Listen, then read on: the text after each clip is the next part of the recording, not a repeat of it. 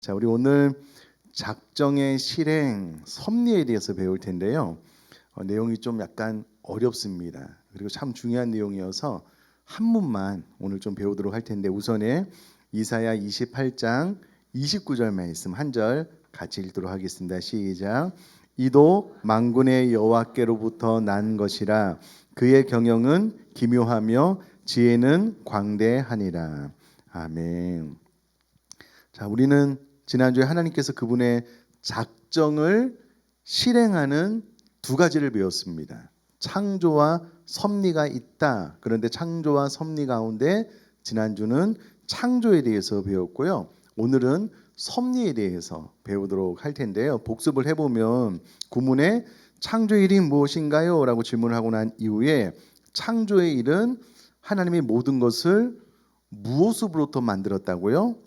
무로부터 유를 만든 사건이고요. 그의 능력의 말씀으로 며칠 동안이요? 6일 동안 만들어 놓고 모든 것이 매우 좋았다라고 한 것을 우리가 배웠습니다. 그러면서 제가 예를 들기는 우리 사람은 이 우주에 지구가 너무나도 작고요. 지구의 대한민국은 너무나도 작고요. 대한민국에서 의정부도 너무 작습니다.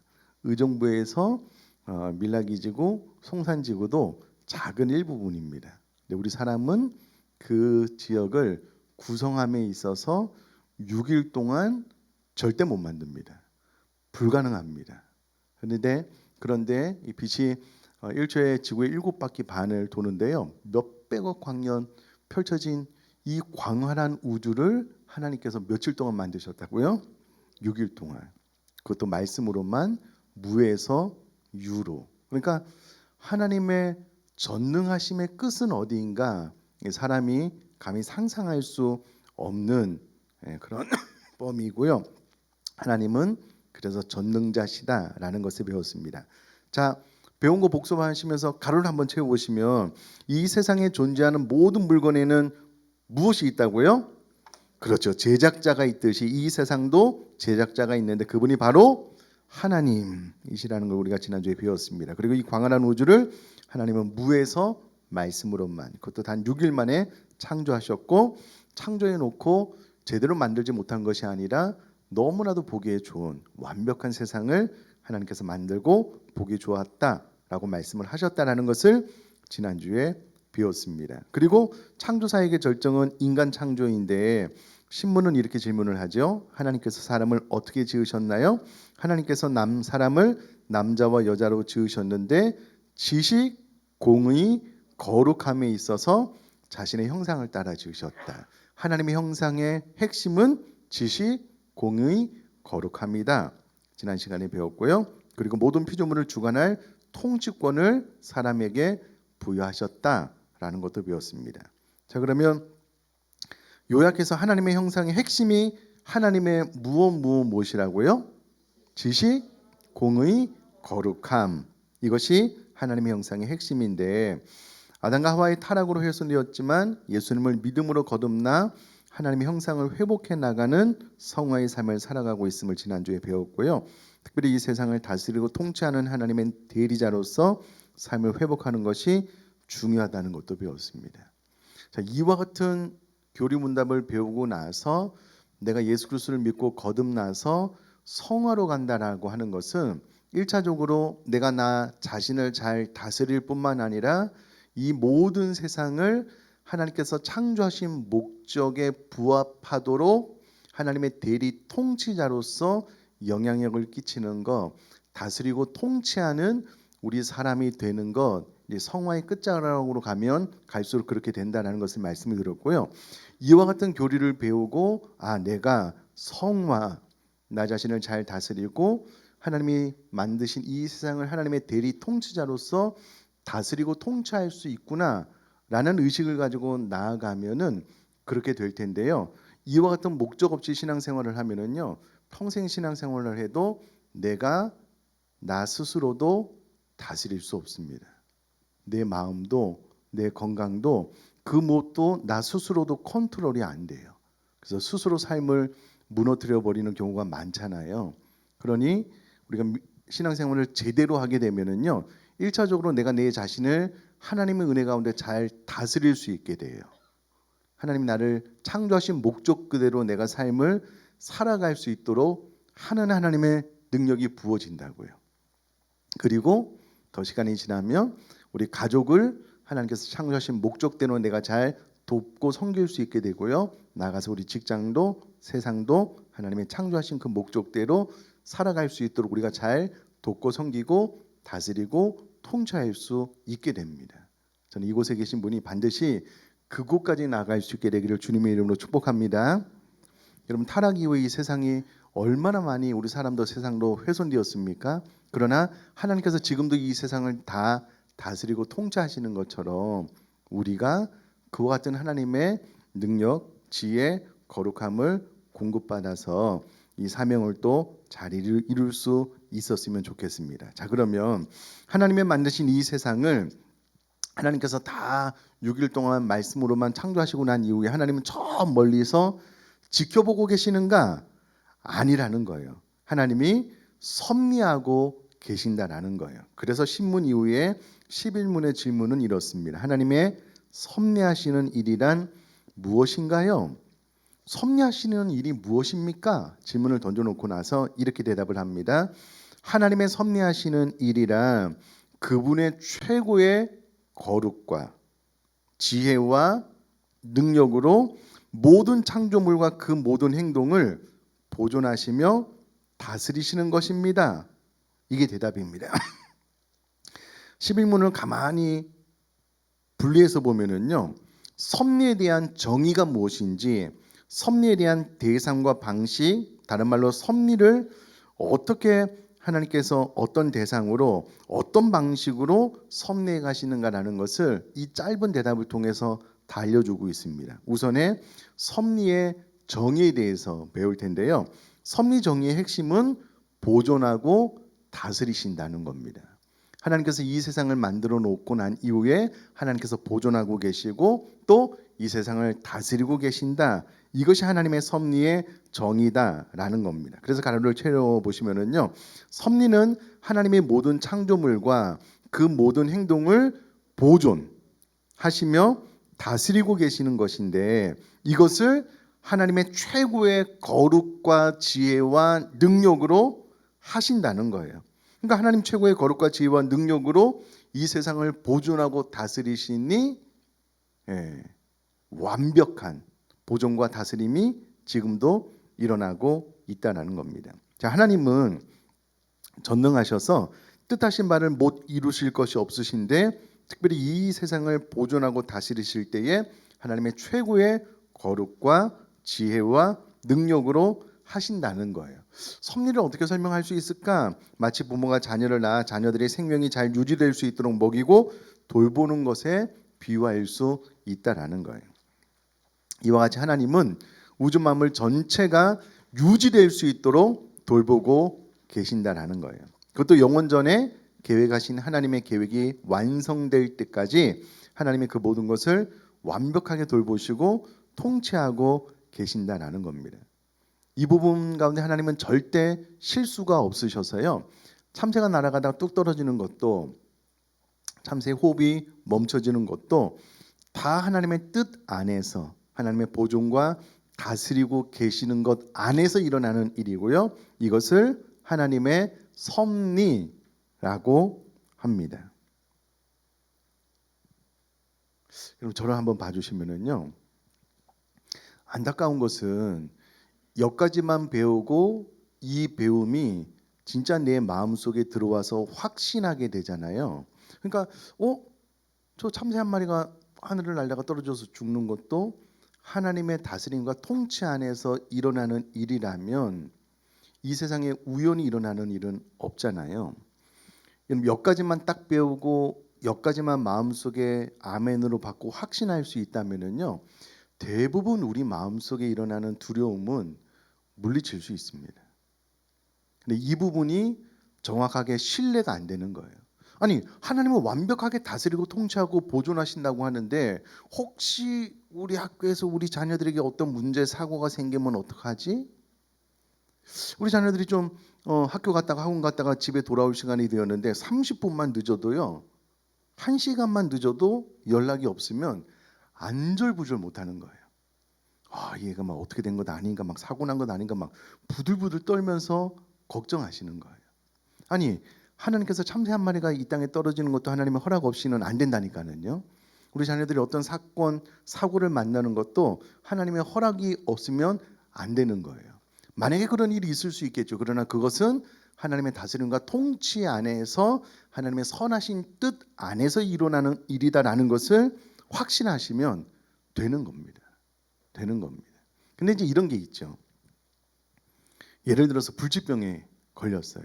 그럼 하나님께서 나에게 왜 이러시나 라는 관점을 가질 수도 있지만 하나님께서 나에게 이와 같은 질병을 주시고 나와 함께 하시고 내 연약한 그릇이 깨질 때에 내 안에 있는 하나님을 향한 믿음, 그 보배로운 향기가 나의 삶을 통해서 드러나게 하시려고 나에게 이와 같은 질병을 주셨으므로 나는 하나님을 더 의지하고 마지막 호흡이 멈추는 그 순간까지 난 하나님을 찬양하고 예배하다가 가겠다. 이렇게 생각할 수도 있잖아요. 그지요? 그러니 진짜 믿음이 있어서 우리가 일문항으로 돌아가서 사람이 제일 되는 목적은 하나님을 영화롭게 하고 영원토록 그분을 즐거워하는 삶을 살게 되면은요. 사실은 우리들의 삶에 일어나는 질병들, 사건, 사고들 믿음으로 극복해 나갈 수 있습니다. 여러분, 스데반이 성령 충만해서 복음을 증거하다가 돌에 맞아서 죽었잖아요. 하나님 보좌 우편에 선 예수님을 보고 천사의 얼굴로 숭배했거든요. 우리에게 믿음만 있다면 모든 것들을 다 극복해 나가고 이길 수 있어요. 믿음이 없고 이와 같은 교리를 잘 모를 뿐이지 믿음만 있다면 다 극복해 나갈 수 있거든요. 근데 이제 이와 같은 기초적인 지식이 없으면 늘 불안해요.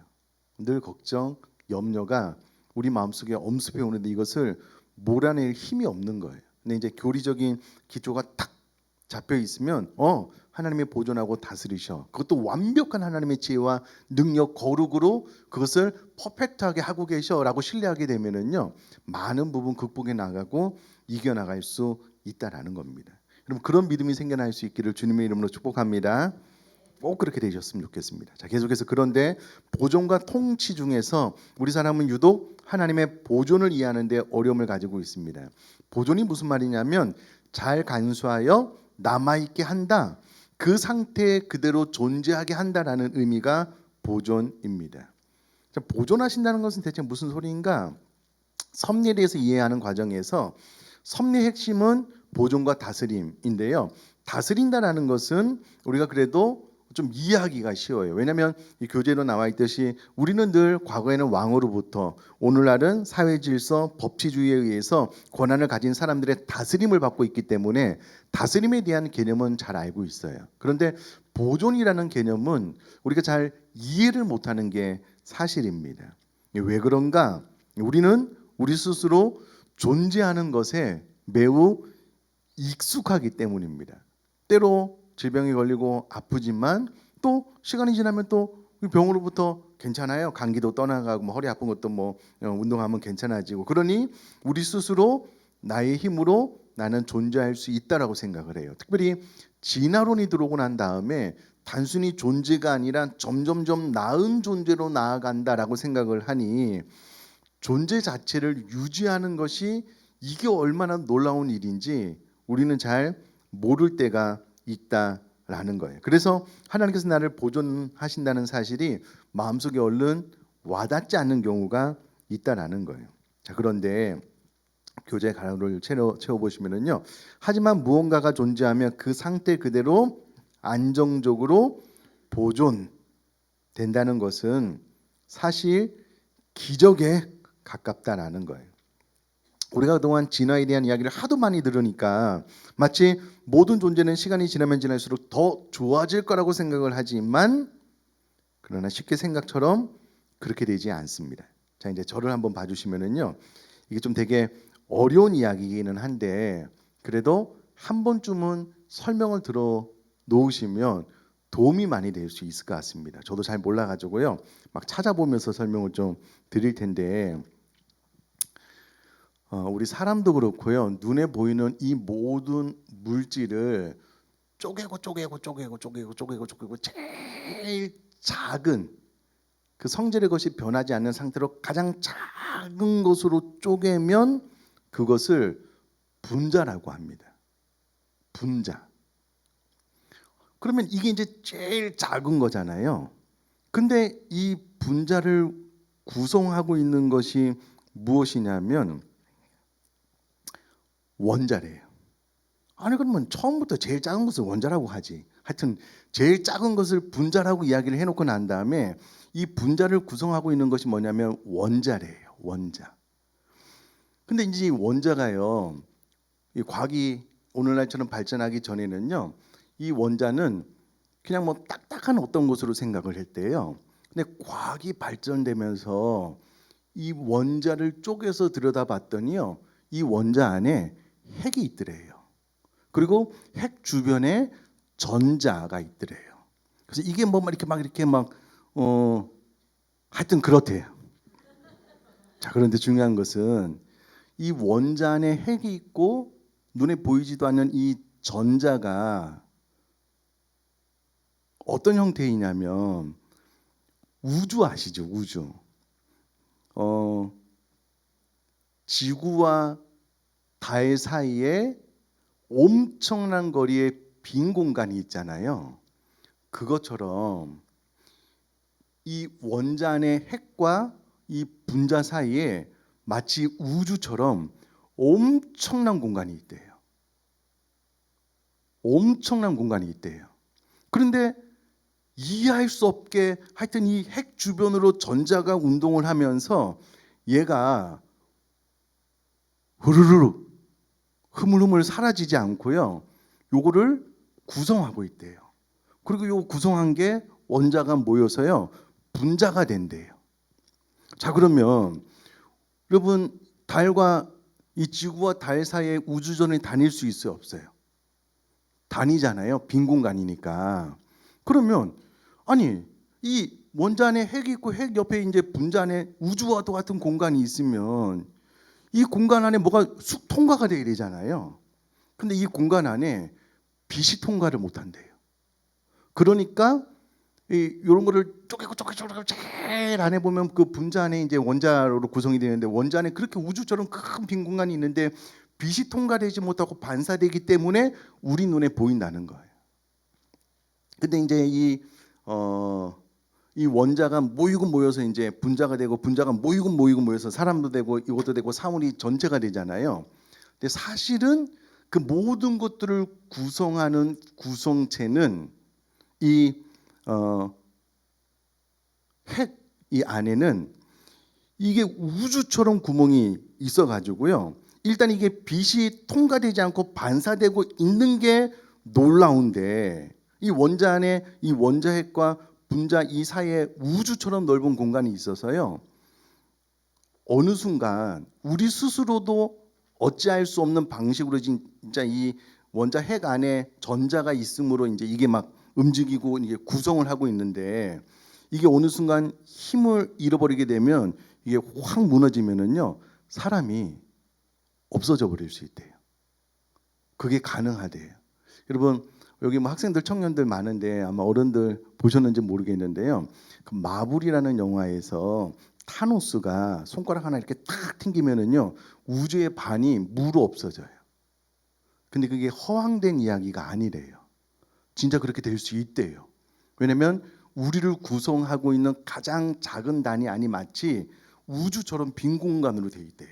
근데 여기에 빛이 통과되지 않는 게 이상하고 이게 반사되고 그 많은 공간 안에 이제 그 주변에 있는 전자로 인해서 이게 무너지지 않고 분자를 구성하고 분자가 모이고 모여서 이제 이런 사물을 이렇게 흔들림 없이 이렇게 구성하고 있는 게 이게 희한한 거래요. 이게 여러분 그 고물상 가면 그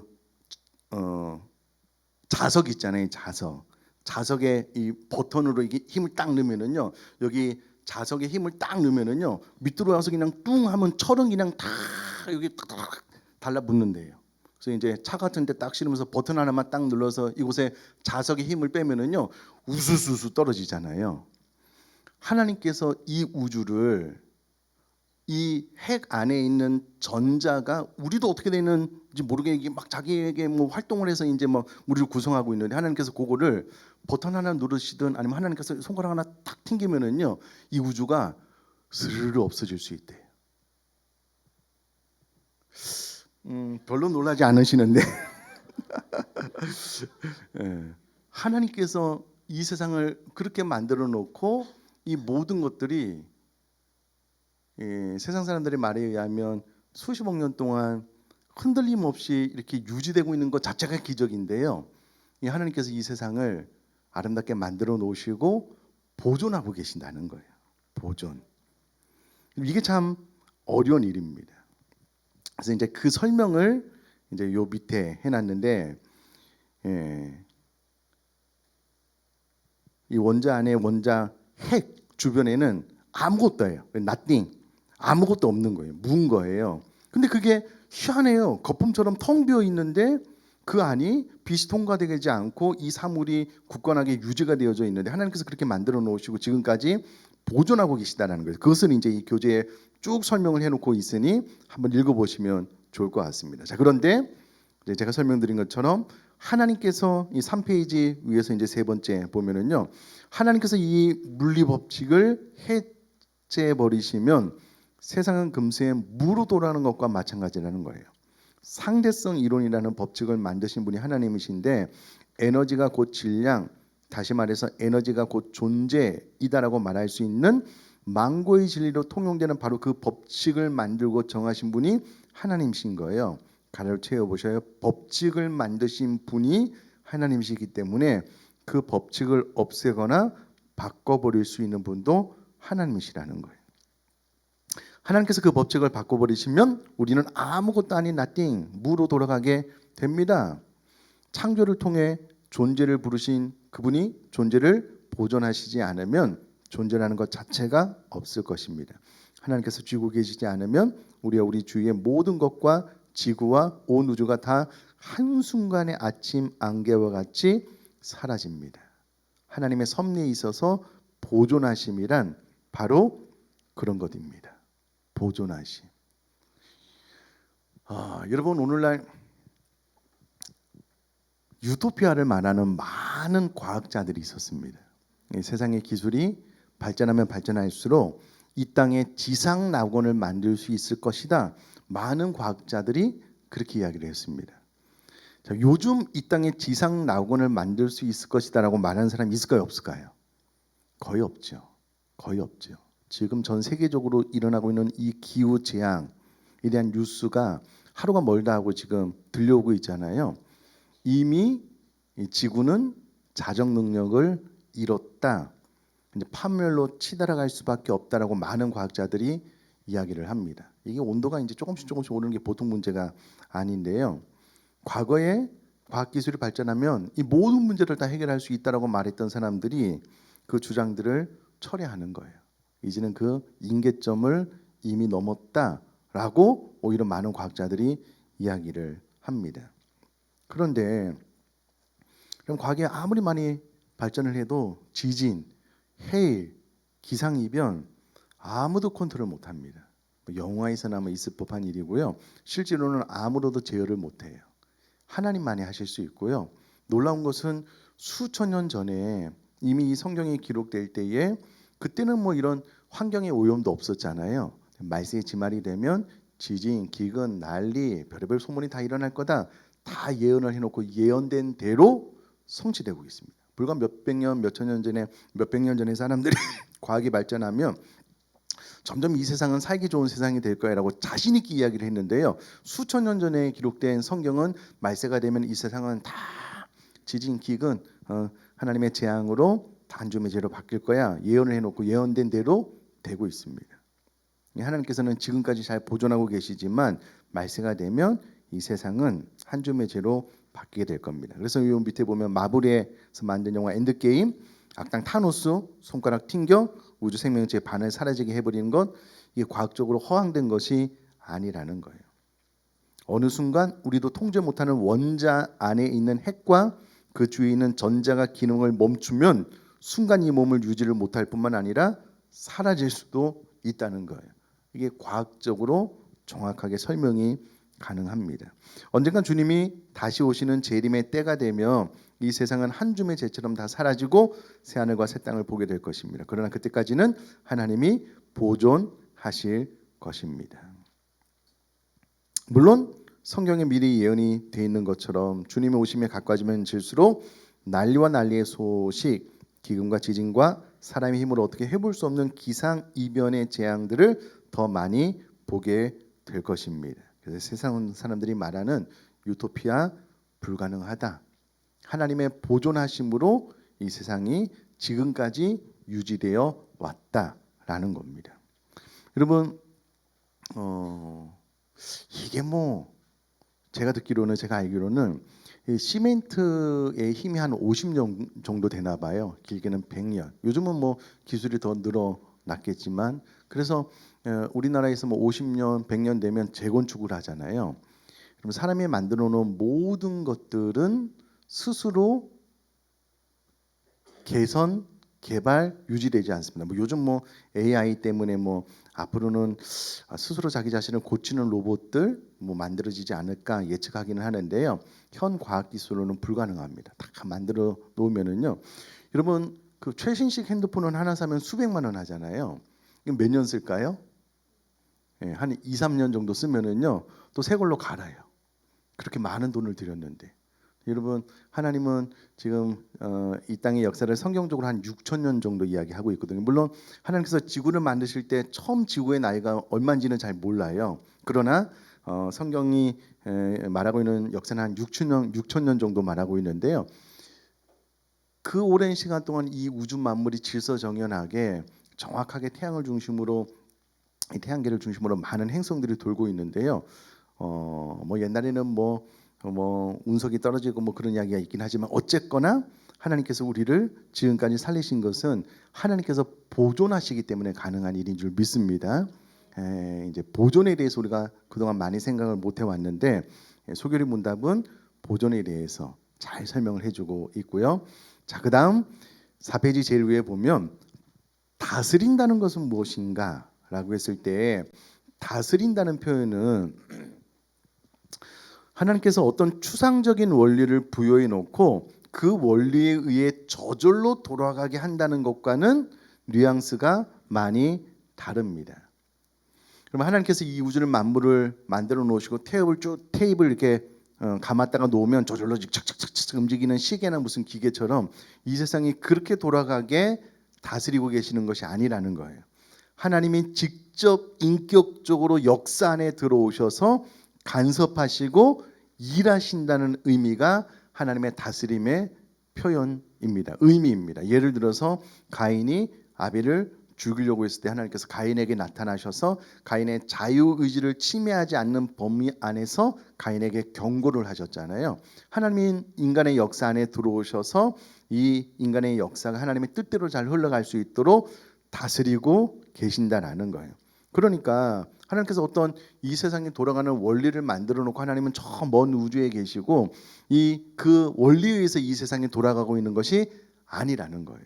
하나님은 늘 우리들의 역사 안에 개입하셔서 직접 이 세상을 간섭하시고 이 세상이 하나님의 뜻 가운데 진행될 수 있도록 섭리하신다. 이것이 하나님께서 다스린다라는 것의 의미라는 거예요. 그렇게 하나님의 뜻을 이루신다는 것입니다. 자, 그러면 섭리의 방식 앞에도 좀 말씀드렸는데요. 섭리에 있어서 가장 핵심적인 가르침은 이것이 프로그래밍이 아니라는 점이라는 겁니다. 하나님께서 세상 만물을 포함하여 우리의 모든 행동을 정하시되 우리가 알 수 없는 그 섭리의 방식으로 직접 혹은 간접적으로 개입하셔서 다스리신다는 것입니다. 개입하셔서 다스린다는 것. 이것이 하나님의 섭리의 방식이라는 겁니다. 자, 그렇다면 하나님께서 세상을 보존하고 다스린다. 이제 보존과 다스림을 배웠으니까는요. 보존하고 다스린다는 것은 무슨 기준으로 그렇게 하실까? 하나님은 어떤 기준으로 이 세상을 보존하고 어떤 기준으로 이 세상을 다스리고 계신가? 창조에서와 마찬가지로 섭리에 있어서도 목적이 중요한데 과연 하나님께서 섭리하시는 기준이 무엇일까? 무엇에 가치를 두고 섭리하시는 것일까? 이런 질문이 여기까지 배우고 나면 필요하다는 거예요. 자, 왜냐하면 이와 같은 것들을 잘 배워놓지 않으면 왜냐하면 보통 사람들도 다들 세상 돌아가는 원리가 있다고 믿기 때문이라는 거예요.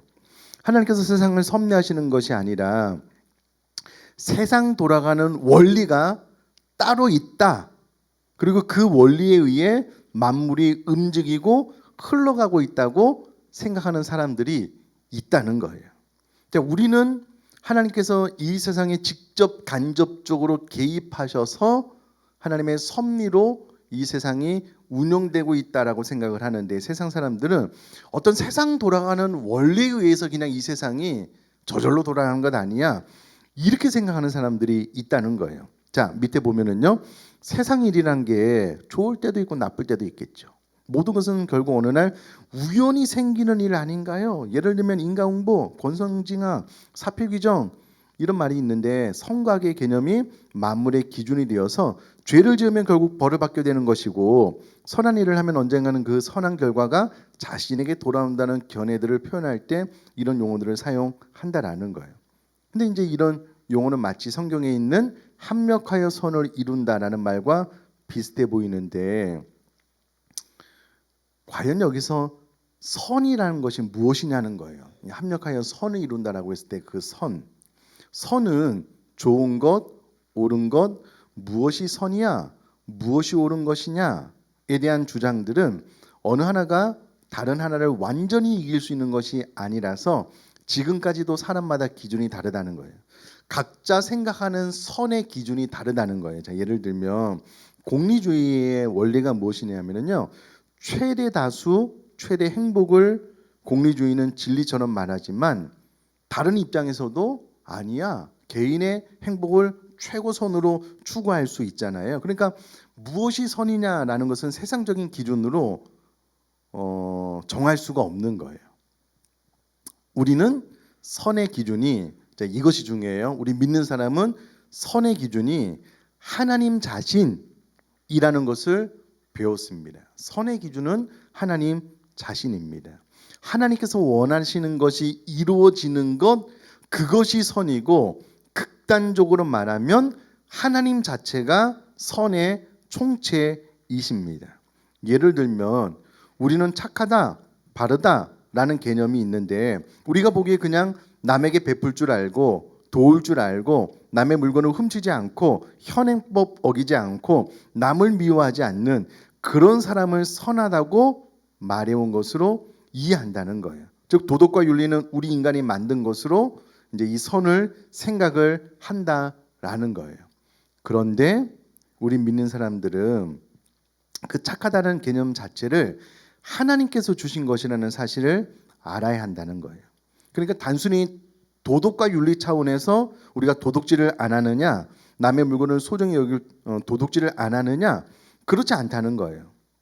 우리는 우리 자신만을 위한 것이 아니고요, 남을 위할 줄 아는 사람인데 그 위할 줄 안다는 것이 단순히 세상에서 말하는 도덕과 윤리로 그렇게 하는 것이 아니고 하나님께서 인간에게 원하시는 뜻이 그것이기 때문에 우리가 남을 위하고 도덕질도 하지 않고 그런 삶을 산다는 거예요. 그러니까 이제 세상 사람들이 말하는 도덕과 윤리를 뛰어넘어서 우리 믿는 사람들은 하나님 자체가 선이고 하나님의 뜻이 이루어지는 것을 선으로 알고 이 선에 부합된 도덕과 윤리까지 포함한 삶을 살아가는데 이것이 하나님께서 섭리하시는 방식이라는 거예요. 그러니까 하나님의 뜻이 이루어지는 방식으로 이 세상을 하나님께서 섭리해 가신다라는 거예요. 자, 5페이지 제일 위에 보면요. 따라서 하나님의 뜻이 이루어질 때 비로소 선이라고 말할 수 있다라는 거예요. 중요한 것은 하나님의 뜻이 이루어질 때 비로소 선이라고 말할 수가 있는데요. 합력하여 선을 이룬다라는 말은 그래서 하나님의 작정과 그 작정의 실행으로서의 섭리를 설명하기에 매우 적합한 말이라는 거예요. 하나님께서 섭리하신다는 말은 곧 하나님께서 그분의 선을 이루고 계신다라는 말과 같다라는 겁니다. 그러나 사람들은 이 말을 단지 세상에서는 잘된 일도 있고 잘못된 일들도 있지만 결국 언젠가는 좋은 쪽으로 갈 것이라는 식의 종교적 믿음 또는 소망의 표현으로 이해한다는 거예요. 앞에 언급한 세옹지마, 사필기정 등의 개념인데요. 세상의 악한 일들, 내 뜻대로 안 되는 일들을 어떻게 이해해야 될까 고민하다가 이런 식으로 합리화하고 그냥 넘어가는 경우가 있다는 거예요. 그냥 뭐 인생의 길룡화복은 변화가 많아서 예측하기 어려운 것 아니야. 그러다가 모든 일은 반드시 선으로 가겠지. 이 세상에서는 그렇게 이야기를 하는데 성경은 그렇게 이야기하지 않고 하나님은 하나님의 뜻이 이루어지는 방식으로 섭리를 하고 계신다라는 거예요. 그러니까 그냥 단순히 그냥 악인은 언젠가는 세상의 원리에 의해서 그 대가를 지불해 이것이 아니고요. 우리는 하나님의 뜻이 언젠가는 이루어져라는 방법으로 하나님께서 섭리하고 있기 때문에 그 선이 이루어지는 방법으로 하나님께서 이 세상을 다스리고 통치하고 계신다라는 것을 좀 기억하시면 좋겠습니다. 자, 이것도 중요한 것이 무엇이냐면요. 하나님께서 이 세상을 섭리하시는 기준이 하나님의 뜻, 선이래요.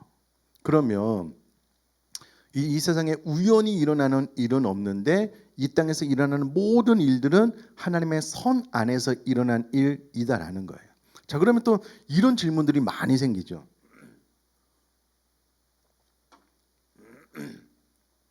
제가 이 앞전에 말씀을 드렸는데 제가 개인적으로 참 좋아하는 분 가운데 K 아드라는 분이 계신데 이분이 이제 영적 치유라는 책을 쓰셨는데 이분이 이제 하나님께서 치유하시는 본인의 이제 아픔을 치유한 사건에 대해서 쭉 이야기를 하고 강의도 하고 세상에 알려지니까는 나는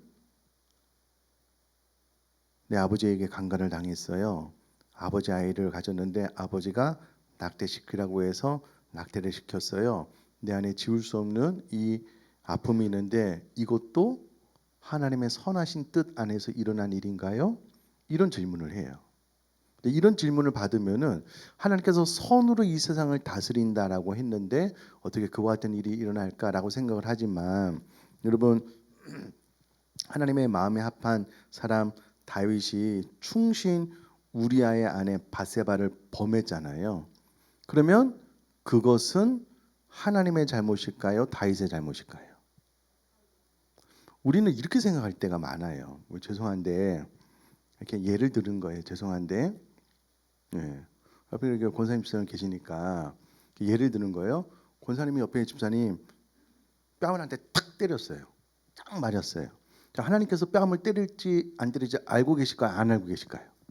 만약에 때렸다면 하나님은 전지하시기 때문에 알고 계시겠죠. 그러면 권사님 집사님 뺨을 때린 거는 하나님의 잘못일까요? 권사님의 잘못일까요? 그러신가요? 하나님이 알고 계셨다는 것이 하나님의 잘못임을 의미하지는 않아요. 그렇잖아요. 그럼 권사님의 잘못이잖아요. 오히려 하나님은 저와 같은 목사 하나님의 말씀을 통해서 선하게 살아라. 모든 사람을 죽게 하듯 대해야 된다. 존중해야 된다. 끊임없이 가르치고 있잖아요. 사람이 타락해서 죄를 지음으로 그런 일들이 이 세상에 발생이 되는데 하나님이 선하신다면 왜 그와 같은 일들이 발생합니까? 라고 했을 때에 우리가 이제 지난 시간 계속 배운 걸로 돌아가 보면 하나님께서는 우리를 강압적인 방법으로 우리를 로봇처럼 만들어서 섭리하지 않으셔요. 우리에게 자발성을 주시고요. 말씀으로 선하게 살아 늘 일깨우는 거예요. 근데 우리가 우리 잘못으로 말미암아 죄를 지을 뿐이에요. 그런 일들이 우리들의 삶에 나타나고 뜻하지 않게 그런 불행을 만나기도 하는 거예요. 그것은 사람의 잘못이지 하나님의 잘못은 아니에요. 하나님께서 그것까지 그런 일이 발생을 안 해야 되는데 발생을 했다라고 하더라도 하나님께서 그것까지 사용하셔서 결국은 이 사람을 고치시고 이 사람을 또 다른 사람을 치료하는 치료자로 하나님께서 사용하시는 방법으로 섭리하신다는 거예요.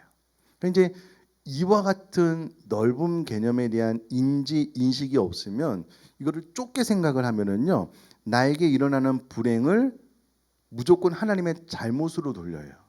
근데 이제 성경을 가만히 읽어보면은요, 히브리서 11장 같은 경우에는 믿음으로 순교, 구차히 목배임을 당하는 것에서 풀려나기를 원하지 않아요.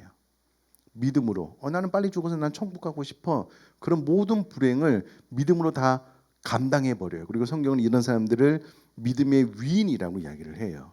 그러니까 나에게 일어나는 일을 이와 같은 정확한 개념으로 믿음을 갖지 않으면 그것이 불행이라고 생각을 해요.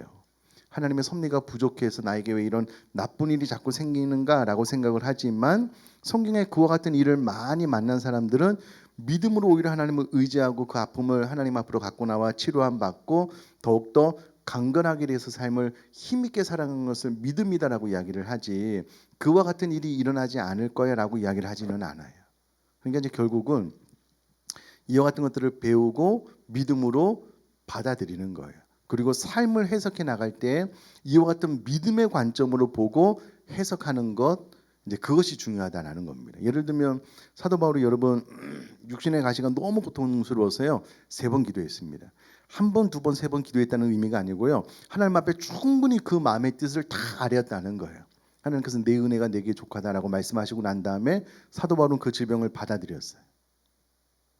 여러분 팀 켈러 목사님이라고 되게 유명한 분 계시거든요. 정확하지는 않은데 제가 유튜브 통해서 작년에 암으로 돌아가신 것을 알게 되었어요.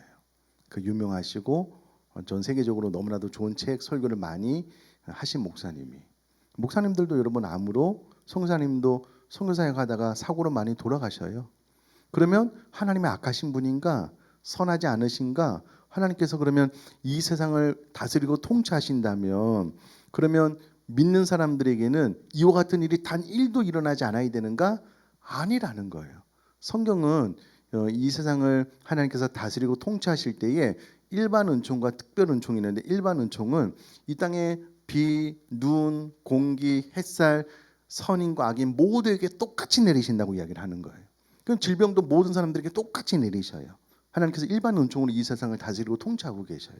근데 우리가 잘못 생각하면 믿는 우리들에게만 사건도 사고도 질병도 없어야 돼. 그래야지만 하나님은 선하신 분이야. 이거는 내 생각이 잘못된 거예요.